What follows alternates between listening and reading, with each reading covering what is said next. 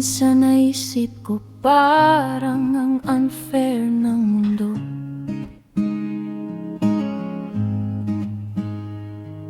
Kasi yung mga bagay na nais mo di pwedeng maging iyo.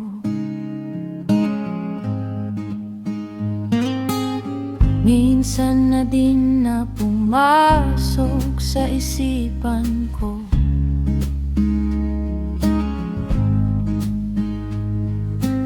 Unfair nga ba o sadyang marupok lang ang tao? Dahil may mga bagay na talagang di tayo makontento. Naghahanap ka ng kalinga ng iba, subalit nandyan naman sa tabi mo. Hinihiling mo na i-comfort ka, pero may nangko-comfort naman sa iyo. Naghahanap ka ng pagmamahal ng iba, pero may taong higit na minamahal ka. Minsan talaga napupunta tao sa maling tao, pero di naman ibig sabihin nun na habang buhay na mali yun.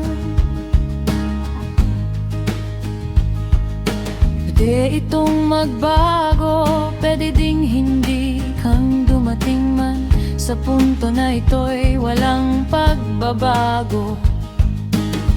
Magpasalamat ka dahil doon nang gising ka, naging mas matatag ka.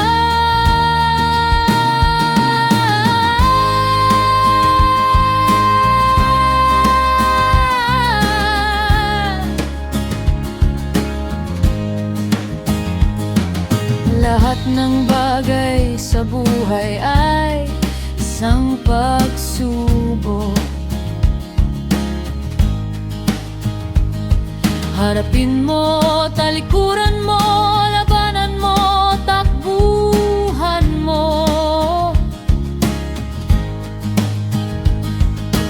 Pero in the end, isipin mo, worth it ba?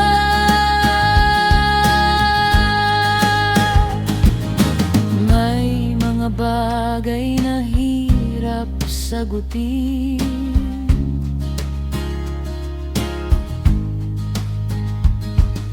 may mga bagay na dapat na lang intindihin.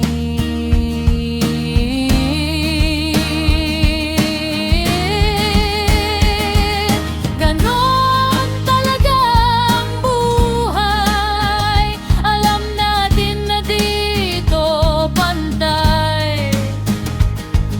Subukan mo man itong labanan, ikaw pa rin ang uuwing luhaan.